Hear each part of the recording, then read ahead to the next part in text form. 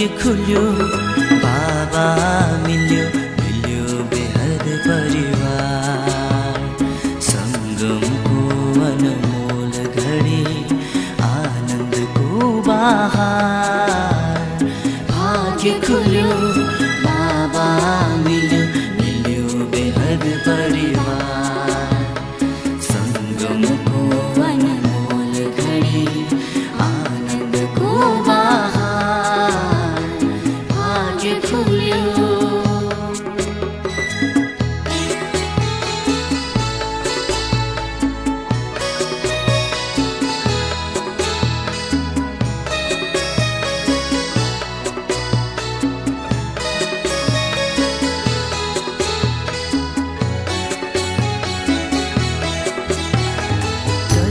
अलौकिक दशा चढ्यो खुला आकाशमा मन उड्यो पाए सबै जे पाउनु थियो गीत जीवनको यही बन्यो।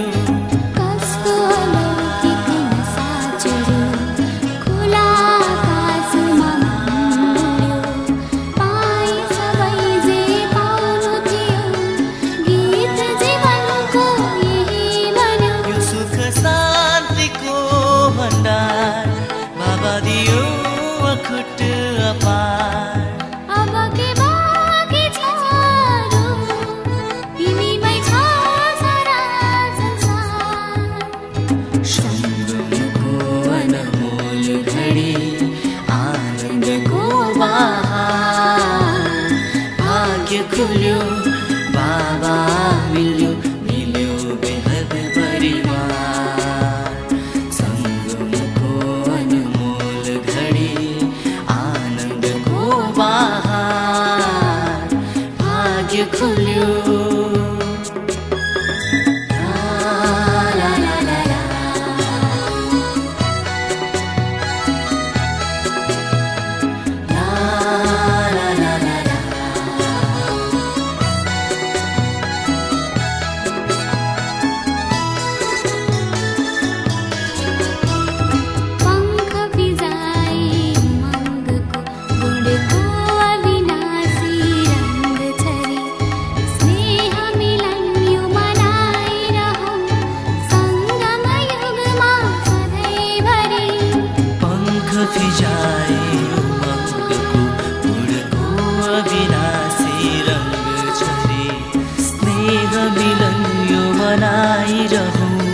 संगम युगमा सधैँभरि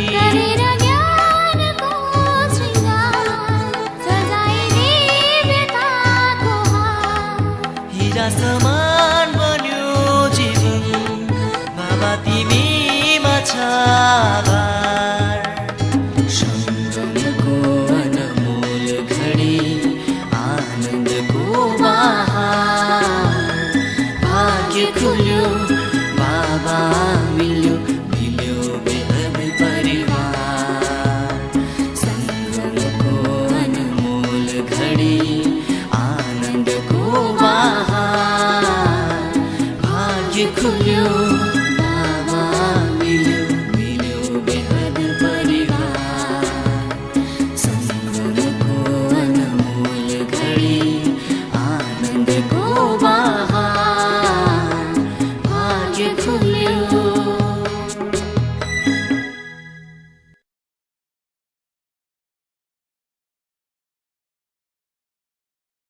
ओम शान्ति। आज छ प्यारे बाबाको महावाणी 2078 वैशाख 18 गते शनिबार तदनुसार 1/5/2021। प्यारे बाबा आज सारमा भन्दै हुनुहुन्छ, मिठे बच्चे यही रूहानी नशामा रहने गर हामी ईश्वरीय परिवारका हौं। हामीले आफ्नो गुप्त दैवी राजधानी स्थापना गरिरहेका छौं। बाबा भन्दै हुनुहुन्छ कि प्यारा मिठा बच्चाहरू, यही रूहानी नशामा रहने गर हामी ईश्वरीय परिवारका हौं। हामीले आफ्नो गुप्त दैवी राजधानी स्थापना गरिरहेका छौं। गुप्त रूपमा आफ्नो नयाँ राजधानी स्थापना गरिरहेका छौँ, किनकि हामी हौँ ईश्वरीय परिवारका। स्वयं ईश्वरले रचना गर्नुभएको परिवारका हामी बच्चा हौँ। त्यसैले सधैँ यही रुहानी नसामा रहने गर भन्नुहुन्छ बाबा। प्रश्न छ आज, बच्चाहरूमा कुन चाहिँ बानी पक्का भयो भने सारा दिन खुसी भइरहन्छ?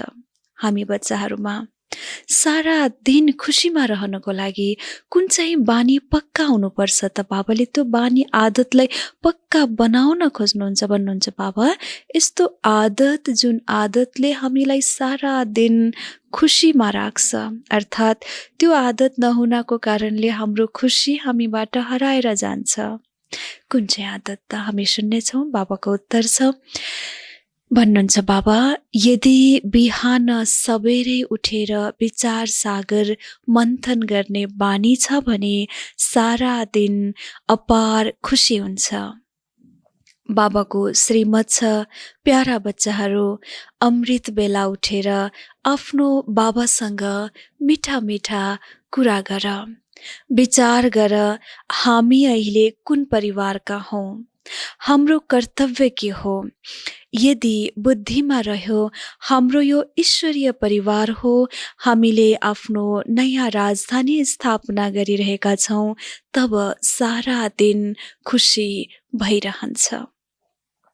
यसरी यो आदत कि बिहान बिहान सबेरै उठेर विचार सागर मन्थन गर्ने, ज्ञानको चिन्तन गर्ने आदत बानी छ भने सारा दिन हामी अपार खुसीमा रहन्छौँ।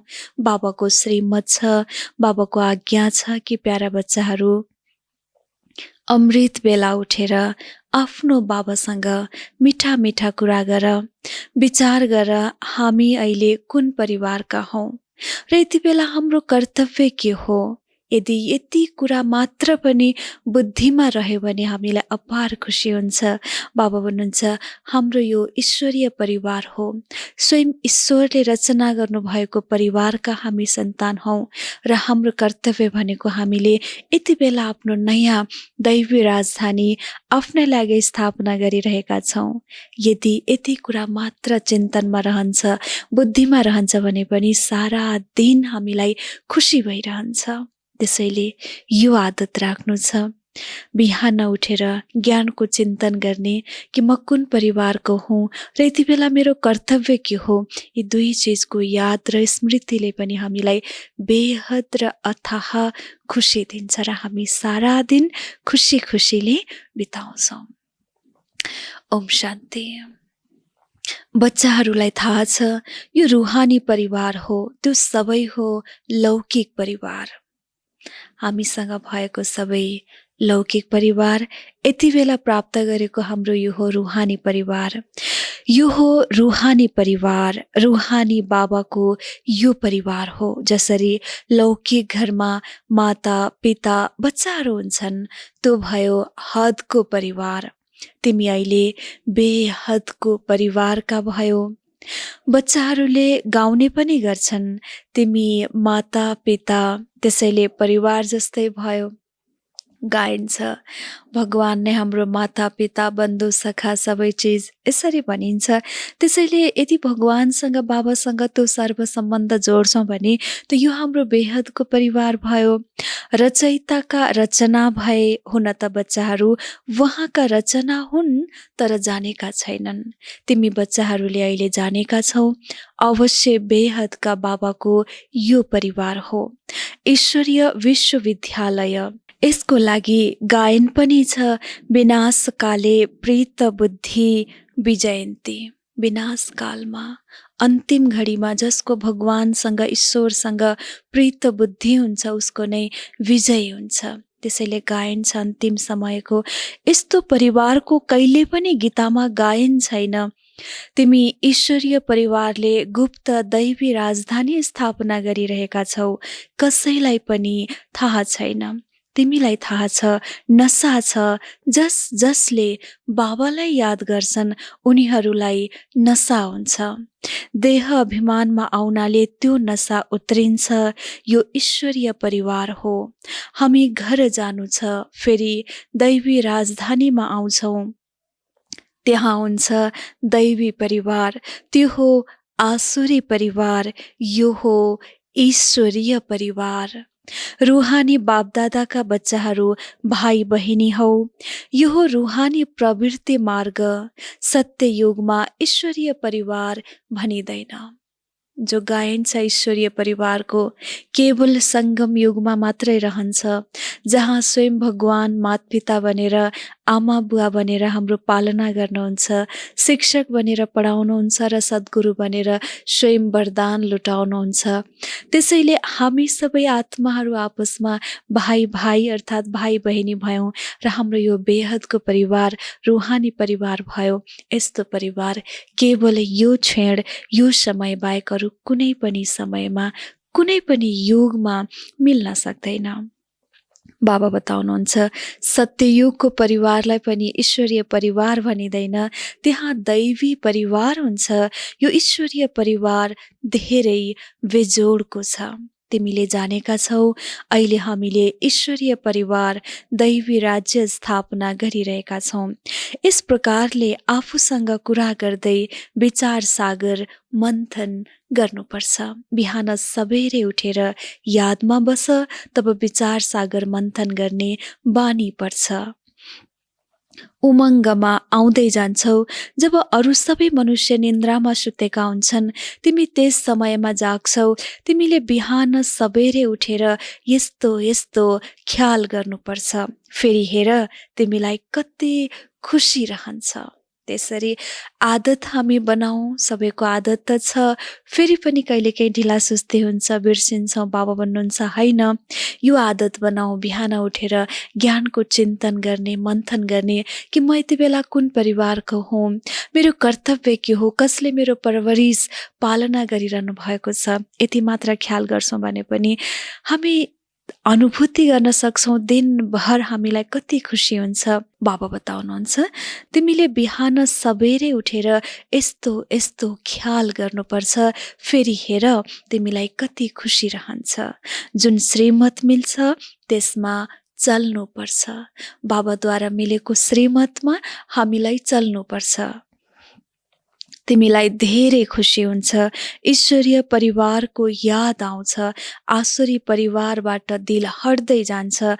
जब नयाँ घर बिल्कुलै तयार हुन्छ, फेरि पुरानोबाट आसक्ति हट्छ। जबसम्म नयाँ बन्दैन तबसम्म केही न केही मर्मत आदि गरिरहन्छन्। फेरि दिल हट्छ। यो पुरानो दुनियाँ पनि यस्तै हो। बाबाले कति स्नेहले हामीलाई बताउनुहुन्छ कि जब नयाँ घर बन्दैछ भने हाम्रो बुद्धि नयाँ घरसँग जोडिन्छ, हाम्रो दिल नयाँ घरसँग लाग्छ। पुरानो घरबाट बिस्तारै बिस्तारै बुद्धिको योग हट्दै जान्छ। त्यस्तै प्रकारले यो हाम्रो स्वयं बाबाले रचना गर्नुभएको ईश्वरीय परिवार हो, बेहदको रूहानी परिवार हो। यो रूहानी परिवारलाई पनि हामी याद गर्छौँ भने दुःखदायी र आसुरी परिवारबाट हाम्रो बिस्तारै दिल हट्दै जान्छ र हामीलाई खुसी हुँदै जान्छ। यो पनि यस्तै हो भन्नुहुन्छ बाबा। फेरि बताउनुहुन्छ बाबा अब तिमीले जानेका छौ यो पुरानो घर हो, हामी नयाँ घरमा जाँदैछौँ। यस्तो नयाँ घर, यस्तो प्यारो घर बाबा स्थापना गरिरहनु भएको छ। हामी बाबालाई सहयोग गरिरहेका छौँ। त्यसैले हामी त्यही दुनियाँमा जाँदैछौँ। फेरि चोला पनि नयाँ फेर्छौँ, घर पनि नयाँ, तन पनि नयाँ, सोच कर्म सबै नयाँ। यो देह पनि पुरानो हो। अहिले तिमीले भविष्य 21 जन्मको लागि राज्य भाग्य लिइरहेका छौ। यहाँ राज्य गर्नु छैन, यहाँ हुन्छ स्थापना। यो कुरा केवल तिमीले नै जानेका छौ। हुन पनि यो गीता राजयोग हो नि, यसलाई भनिन्छ सहज राजयोग। अनेक पटक तिमीले यस राजयोग अभ्यासद्वारा दैवी राज्य स्थापना गर्छौ, त्यहाँ यो कुरा याद रहँदैन। यदि त्यहाँ यो कुरा याद रह्यो भने फेरि त सुखको महसुसता नै रहँदैन। चिन्ता लाग्छ। यस समयमा तिमीलाई गुप्त नसा छ। उच्चभन्दा उच्च बाबाको यो परिवार हो। यसलाई भनिन्छ ईश्वरीय गुप्त परिवार, ईश्वरीय विश्वविद्यालय, ईश्वरीय यज्ञ पनि भनिन्छ परिवार हो। त्यसैले हामी धेरै प्यारो बन्नुपर्छ। परिवारमा जरुर प्यारले रहन्छौ। भविष्यमा तिमी धेरै प्यारा बन्छौ। तिमी हौ रूप वसन्त, आत्मा रूप पनि हो, वसन्त पनि हो। यदि यति सानो आत्माले अविनाशी पाठ खेल्छ, यति बेला तिमी रूप वसन्त बनेका छौ। बाबा भन्नुहुन्छ यति सूक्ष्म, यति नदेखिने सानो आत्माले यति धेरै ठुलो खेल खेल्छ, अभिनय गर्छ भने बाबा भन्नुहुन्छ अचम्मको कुरा हो। हामी रूप पनि हौ, वसन्त पनि हौ। बाबा ज्ञानका सागर हुनुहुन्छ। तब त ज्ञान अवश्य दिनुहुन्छ। तब जब यस शरीरमा आउनुहुन्छ, ज्ञान सागर भएको कारणले ज्ञान त दिनुपर्छ नै। ज्ञान तब दिनुहुन्छ जब बाबा यो ब्रह्मा बाबाको शरीरमा आउनुहुन्छ। त्यसैले भन्नुहुन्छ तिमीले जानेका छौ ज्ञानको वर्षा बर्साउनुहुन्छ। प्यारे बाबा हामी बच्चाहरूलाई ज्ञानको बर्सात गराउनुहुन्छ। एक एक रत्न लाखौं रुपैयाँको छ। अहिले तिमी आत्माहरूलाई बाबाको परिचय मिलेको छ।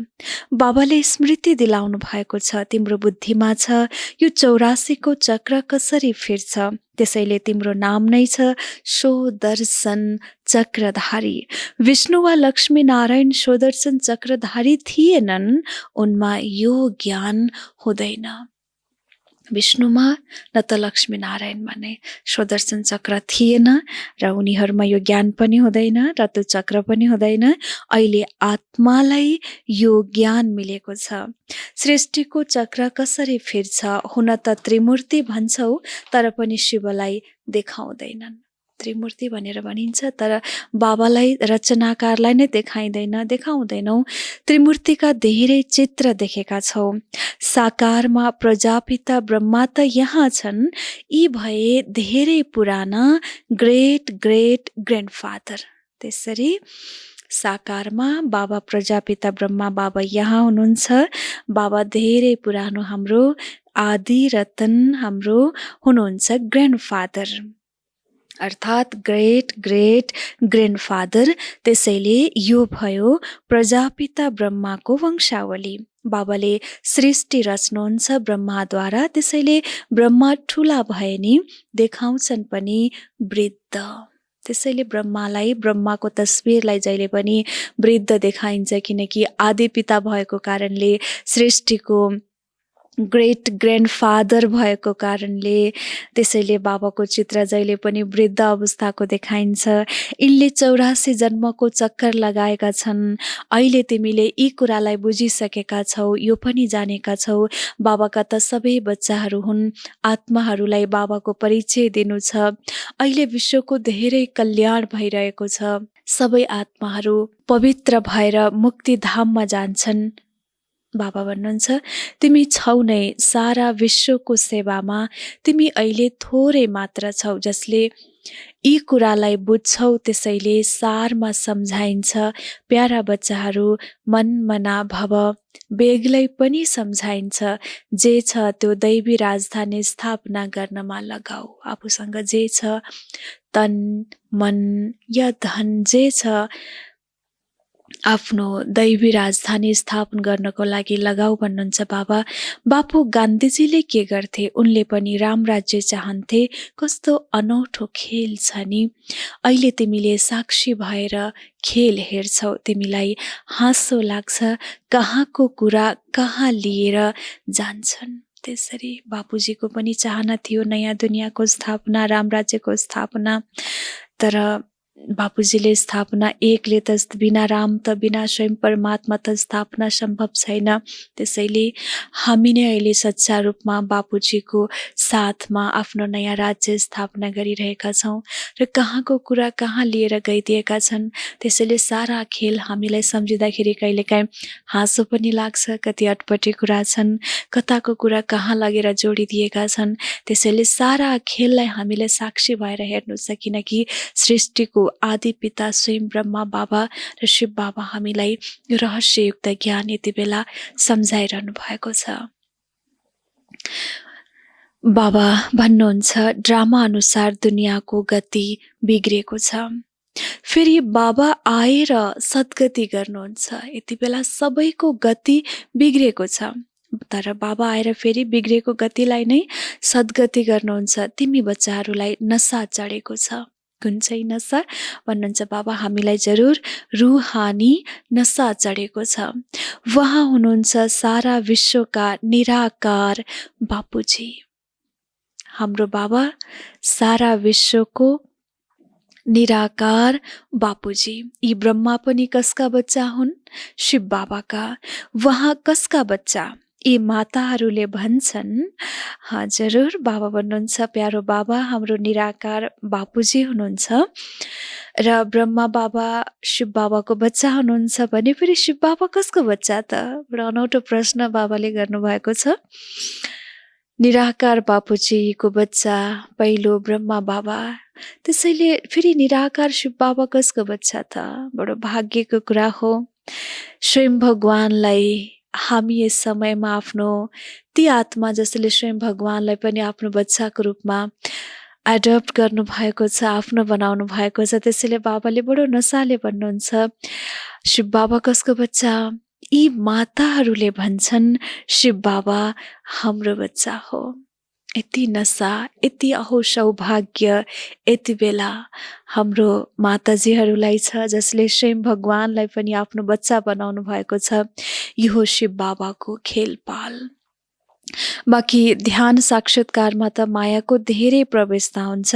यो जुन भन्छन् ममा शिव बाबा आउनुहुन्छ, शिव बाबाले यो भन्नुहुन्छ यो सबै भूतको प्रवेशता हो। तिमी बच्चाहरू होसियार रहनुपर्छ। यो भूतको बिमारी यस्तो छ जसले दुवै दुनियाँबाट उडाइदिन्छ। दुनियाँमा धेरै यस्ता प्रकारका कुराहरू आउँछन् कि ममा शिव बाबा आउनुभयो, हामीमा शिव बाबा आउनुभयो। यी सारा कुरा बाबा भन्नुहुन्छ भूतको खेल हो, यो अनावश्यक कुराहरू हुन्। यस्तो खेल संसारमा, यस्तो खेलले व्यक्तिलाई दुवै दुनियाँ, लौकिक दुनियाँबाट पनि र अलौकिक दुनियाँबाट पनि उडाइदिन्छ। त्यसैले भन्नुहुन्छ बाबा यो कहिले पनि बच्चाहरूमा ख्याल आउनु हुँदैन कि साक्षात्कार भयो हुन्थ्यो। यो सबै भक्तिको इच्छा हो। ज्ञान मार्गलाई राम्ररी बुझ्नुपर्छ। मायाले अनेक प्रकारले धोका दिन्छ। साक्षात्कार आदिबाट केही पनि फाइदा छैन। बाबा भन्नुहुन्छ यिनीद्वारा आफ्नो बनाउँछु। बाबाको आज्ञा छ तिमीले कुनै पनि देहधारीलाई याद गर्नु छैन। तिमीले आफूलाई आत्मा सम्झेर बाबालाई याद गर। आफ्नो कल्याणको लागि बाबालाई याद गर्नु छ। यो त धेरै बुझ्नुपर्ने कुरा हो। यो यादमा कल्याण हामी स्वयंको नै छ र स्वयंको कल्याणको लागि नै बाबालाई याद गर्नु छ। बाबालाई कुनै पनि समाचार लेख्न सक्छौ। कति बच्चाहरूलाई यति पनि अक्कल छैन बेहदका बाबालाई चिठ्ठीमा आफ्नो खुसी राजीको समाचार लेखौं। बच्चाहरूलाई यति पनि सोच चल्दैन, चिन्तन चल्दैन कि प्यारे बाबालाई आफ्नो राजी खुसीको दिनभरिको आफ्नो हालातको समाचार बताउँ या लेखौँ। लौकिक पितालाई त चिठ्ठी लेखिएन भने आराम नै हुँदैन। लौकिक पिता या कुनै लौकिक सम्बन्धीलाई कुनै दिनको समाचार या कोही घटना या कुनै खबर सुनाएनौ भने चैन मिल्दैन, आराम हुँदैन। यहाँ पनि बेहदका बाबा हुनुहुन्छ, देख्नुहुन्छ। महिना डेढ महिना चिठ्ठी आएन भने बाबा के सम्झिनुहुन्छ होला? लौकिक संसारमा थोरै घटना समाचार पनि सुनाएन भने कसै न कसैलाई सुनाउने आदत हुन्छ। सुनाएपछि चैन मिल्छ किनकि सम्बन्ध छ। त्यस्तै प्रकारले यहाँ पनि यस्तै हो। प्यारे बाबालाई, स्वयं भगवानलाई, मातपितालाई हामी आफ्नो खुसीको या हर प्रकारको हालचाल हालखबर सुनाउँदैन भने बाबा के सम्झिनुहुन्छ होला? बाबा पनि सम्झिनुहुन्छ, किनकि बाबा त हाम्रो मातपिता हुनुहुन्छ। यसरी भन्नुहुन्छ बाबा भन्नुहुन्छ, यदि 1.5 महिना चिठी आएन भने बाबा पनि सम्झनुहुन्छ यसलाई सायद मायाले खाइसक्यो। बच्चा मायाको बसमा परिसक्यो, मायाको कब्जामा परिसक्यो। जसले यस्ता पारलौकिक बाबालाई चिठी लेख्दैनन्, यति त लेख्नुपर्छ, बाबा म नारायणी नसामा सधैँ रहन्छु, हजुरले दिनुभएको युक्तिमा नै तत्पर छु। तब बाबा सम्झनुहुन्छ बच्चा राजी खुसी छन्। कति ख्याल, कति चिन्ता रहन्छ बाबालाई हामी बच्चाहरूको, कि यति मात्र एक लाइन पनि बाबालाई सुनाऊ आफ्नो खबर। बाबा सम्झिनुहुन्छ, हाँ मेरो बच्चा ठिकठाक छन्, राजी खुसी छन्। त्यसैले भन्नुहुन्छ बाबा चिठी लेखेनन् भने सम्झनुहुन्छ बिरामी छन्, यादमा नै रहँदैनन्। नत्र बाबालाई समाचार दिनु छ, बाबा मैले यो सेवा गरेँ, यिनलाई सम्झाएँ, यिनको बुद्धिमा पुरा बसेन, तब सम्झाउँछु, यस प्रकारले बुझाऊ। त्यसरी बाबालाई किन सुनाउने त? हर हाल खबर जब बाबालाई सुनाउँछौ, बाबा सुन्नुहुन्छ, त्यसको राय सल्लाह सुझाव बाबा दिनुहुन्छ, बाबाले देख्नुहुन्छ, सुन्नुहुन्छ हर प्रकारको। त्यसैले भन्नुहुन्छ बाबा यदि कहीँ कतै मिस्टेक भयो, गल्ती भयो भने बाबा सुधार गरिदिनुहुन्छ, करेक्सन गरिदिनुहुन्छ। हामीले बताएको सम्झाएको भएन भने बाबाले सिकाउनु पनि हुन्छ। त्यसैले हाम्रो एक एक खबर प्यारे बाबालाई हामी सुनाउँछौँ, तब नै बाबाबाट हामीलाई रेस्पोन्स मिल्छ, बाबाबाट हामीलाई धेरैभन्दा धेरै परवरिश पालना मिल्छ। यो सङ्गम युगमा बाबाबाट पालना लिने तरिका। भक्ति मार्गमा जे भन्छन् त्यो केही पनि बुझेका हुँदैनन्। मुख्य कुरा बाबालाई नै चिनेका छैनन्।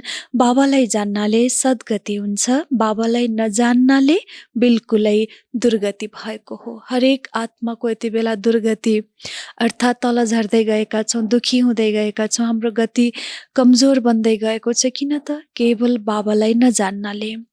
अहिले बाबाले तिमी बच्चाहरूलाई सम्झाउनुहुन्छ, म तिमीलाई सद्गतिमा लैजान्छु, बाँकी सबैलाई मुक्तिमा लिएर जान्छु। भारतवर्ष जीवन मुक्तिमा हुँदा बाँकी सबै मुक्तिमा हुन्छन्। यो परिवर्तन बाबाले सिवाय अरू कसैले पनि गर्न सक्दैनन्। सर्वका सद्गति दाता एक बाबा हुनुहुन्छ। सर्वको सद्गति अवश्य कल्प कल्पको सङ्गममा नै हुन्छ। त्यसरी सर्वको सद्गति दाता एक बाबा नै हुनुहुन्छ र सबैको सद्गति केवल एक बाबाले नै गर्नुहुन्छ, त्यो पनि कल्प कल्पको सङ्गम युगमा। त्यसरी भन्नुहुन्छ बाबा तिमीलाई थाहा छ हामी आत्माहरूका रुहानी बाबा केवल एक हुनुहुन्छ। उहाँलाई आत्माले नै याद गर्छ। भक्ति मार्गमा तिम्रा कति पिता छन्? हाम्रा भक्ति मार्गमा 2 पिता। सतयुगमा हुन्छन् 1 पिता र सङ्गममा हुन्छन् हाम्रा 3 पिता। प्रजापिता ब्रह्मा पनि त पिता हुन् नि, शिव पनि पिता हुनुहुन्छ र उहाँ हुनुहुन्छ सर्व आत्माहरूका पिता। उहाँबाट नै वर्षा लिनु छ। उहाँलाई याद गर्नाले नै विकर्म विनाश हुन्छ। ब्रह्मालाई याद गर्नाले विकर्म विनाश हुँदैन। त्यसैले शिव बाबालाई नै याद गर्नुपर्छ। विकर्म आत्माको विकर्म विनाश गर्नको लागि केवल याद शिव बाबाको नै हुनुपर्छ। ब्रह्मा बाबाको यादबाट विकर्म विनाश त हुँदैन। त्यसैले वर्षा पनि हामीलाई बाबाबाट, शिव बाबाबाट मिल्छ। हामी उहाँको बनेका छौँ। यो सच्चा सच्चा वास्तविक ज्ञान रुहानी बाबाको रुहानी बच्चाहरूको लागि। यो ज्ञान केवल रुहानी बाबाको रुहानी बच्चाहरूको लागि हो, सबैको लागि होइन। केवल रुहानी बच्चाहरूको लागि, जसले स्वयंलाई रूह सम्झेको छ, रुहानी पिताको बच्चा सम्झेको छ, केवल उसको लागि हो यो रुहानी ज्ञान।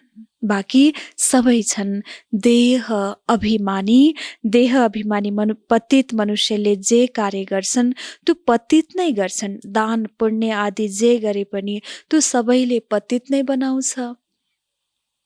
देहभानमा आएर गरिएका हरेक कर्मले पतित नै बनाउँछ। चाहे त्यो दान पुण्य गरौँ, धर्म कर्म गरौँ या जुनसुकै कर्म गरौँ, आखिर त बनाउँछ आत्मालाई पतित नै। त्यसैले भन्नुहुन्छ बाबा, रावण राज्यमा यो हुन्छ नै, सारा कुरा रावणको राज्य हो, हुनु नै छ, हुन्छ नै। अब बाबा आएर आदेश दिनुहुन्छ। हामी सुनौ प्यारे बाबाको के आदेश छ त। भन्नुहुन्छ, प्यारा बच्चाहरू, खबरदार विकारमा नजाऊ। काममाथि विजय प्राप्त गर्नु छ। तुफान आदि त धेरै आउँछन्, यसमा निराश हुनु हुँदैन। मायाका यति धेरै विकल्प आउँछन् जुन अज्ञानकालमा पनि आएका हुँदैनन्। यस्ता पनि विकल्प आउँछन्। भन्छन् भक्ति मार्गमा त धेरै खुसी हुन्छ। अहिले हजुरलाई याद गर्न चाहन्छु तर गर्न सक्दिनँ। बिन्दु नै याद आउँदैन। ठुलो चिज भए त याद आउँथ्यो। सायद कुनै ठुल्ठुलो चित्र जसलाई आँखाले देख्न सक्थे भने सायद याद आउँथ्यो होला। तर बाबा बिन्दु भएको हुनाले बिन्दुको नै याद आउँदैन। बाबा यस्तो यस्तो भक्ति मार्गमा बरु खुसी रहन्थे, तर ज्ञान मार्गमा आएर म यति दुखी छु, बाबाको याद गर्न चाहेर पनि गर्न सक्दिनँ। यस्तो यस्तो कुराहरू पनि बच्चाहरूमा हुन्छ भन्नुहुन्छ बाबा। तर कि बाबा के बताउनुहुन्छ त भन्दा, बाबा भन्नुहुन्छ, तिमीले शिव बाबा भनेर याद गर। यदि याद आएन भने कसरी याद गर्ने त? बाबाले कति प्यारले हामीलाई सम्झाउनुहुन्छ। भन्नुहुन्छ कि बच्चाहरू, तिमीले शिव बाबा भनेर याद गर। यस पुरानो दुनियाँलाई भुल। तिमीले शान्ति धाममा याद गर। बाबालाई याद गर्ने यहाँ पनि होइन, बाबालाई शान्ति धाममा याद गर्ने। केवल शान्ति धामलाई मात्र याद गर्नु छैन, बाबाको यादबाट नै विकर्म विनाश हुन्छ। आत्माको स्वीट बाबासँग प्यार हुनुपर्छ। आधा कल्पको प्रियतम हुनुहुन्छ प्यारे बाबा। हामी आत्माको आधा कल्पको प्रियतम हुनुहुन्छ। त्यसैले बाबालाई हामीले परमधाममा, स्वीट होममा, आफ्नो प्रिय घरमा याद गर्नु छ। घरलाई मात्रै होइन, बाबालाई पनि याद गर्नु छ। र किनकि घरको यादले मात्र हाम्रो विकर्म विनाश हुँदैन, बाबाको यादले हाम्रो विकर्म विनाश हुन्छ। आत्माले भन्छ, हामीले आधा कल्प हजुरलाई बिर्स्यौँ। आधा कल्प हामीले बाबालाई बिर्स्यौँ। यहाँ ब्राह्मणीले जसलाई लिएर आउँछन्, धेरै खबरदारीले निश्चय बुद्धिलाई नै लिएर आउनुपर्छ। यदि यहाँ आएर फेरि गएर कोही पतित बने भने दण्ड ब्राह्मणीमा आउँछ। त्यसैले ब्राह्मणीमा धेरै जिम्मेवारी छ। बाबाले यो रथ लिनु भएको छ। सबै कुराका अनुभवी छन्। यहाँ त गन्दगीको कुरा छैन। आपसमा हाँस्नु, खेल्नु, कुराकानी गर्नु, यसमा कुनै मनाही छैन। बाँकी अलिकति पनि कुनै आत्मासँग प्रेम भयो भने फेरि बढ्दै जान्छ। हाँस्नु खेल्नु त कुनै मनाही त छैन। तर भन्नुहुन्छ बाबा, यदि कुनै आत्मासँग फेरि प्रेम भयो भने बढ्दै जान्छ।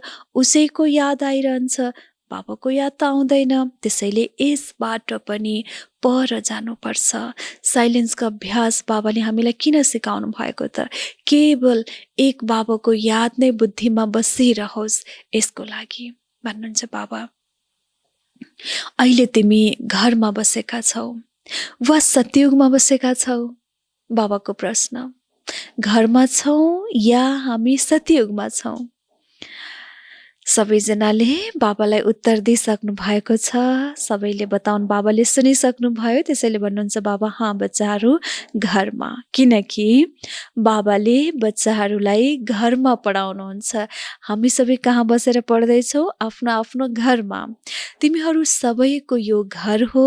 जब बाहिर जान्छौ यस्तो भनिँदैन, यहाँ धेरै राम्रो नसा रहन्छ, देहको अभिमान छोड्नु छ। देही अभिमानी बन्यौ भने जात पातको भेदभाव सबै निस्किन्छ। पुरानो दुनियाँ तम प्रधान छ, उनीहरूमा भेदभाव अझै बढ्दै जान्छ। पहिला ब्रिटिस सरकारको समयमा भाषाको खिटपिट थिएन। अङ्ग्रेजको राज्य थियो। तब त्यो समयमा भाषा जातको कुनै खिटपिट थिएन। अब दिन प्रतिदिन फुट बढ्दै जान्छ। अहिले त हामी देखिरहेका छौँ कति फुट, कति भागभण्डा, कति विभाजन हरेक कुरामा। फेरि सतयुगमा एउटै भाषा हुन्छ, कुनै भेदभाव हुँदैन। अच्छा, त्यसरी यस्तो प्यारो दुनियाँमा हामी जाँदैछौँ जहाँ कुनै भेदभाव हुँदैन, न जात, न धर्म, न भाषा, न चलन, न संस्कारको, सबै चिजमा एकता हुन्छ। यस्तो संसारमा, यस्तो दुनियाँमा हामी जाँदैछौँ। यस्तो दुनियाँको स्थापना बाबाले गरिरहनु भएको छ र हामी बाबाको मद्दतगार बनिरहेका छौँ। अच्छा, मिठे मिठे सिकिलधी बच्चाहरूप्रति माता-पिता बाप दादाको याद प्यार एवं गुड मर्निङ। रुहानी बाबाको रुहानी बच्चाहरूलाई नमस्ते। हामी रुहानी बच्चाहरूको पनि रुहानी बाप दादालाई याद प्यार गुड मर्निङ एवं नमस्ते बाबा, नमस्ते। यो थियो प्यारे बाबाको आजको महावाणी। हामी सुन्नेछौँ फेरि धारणाको लागि मुख्य सार नम्बर 1 मा, कुनै पनि देहधारीको याद नआओस्, यसको लागि कसैसँग पनि प्रेम गर्नु हुँदैन, यसबाट पनि पर जानु छ, धेरै खबरदारी राख्नु छ, मायाको विकल्पबाट आत्तिनु हुँदैन, विजयी बन्नु छ। प्यारे बाबाको सम्झानी, कुनै पनि देहधारीको याद नआओस्, केवल बुद्धिमा आधा कल्पको प्यारो बाबाको नै याद बसिरहोस्। यसको लागि सबैबाट पर जानु छ, खबरदारी राख्नु छ, आफैले आफैप्रति मायाको विकल्पबाट कहिले पनि आत्तिनु हुँदैन, सधैँ विजयी बन्नु छ।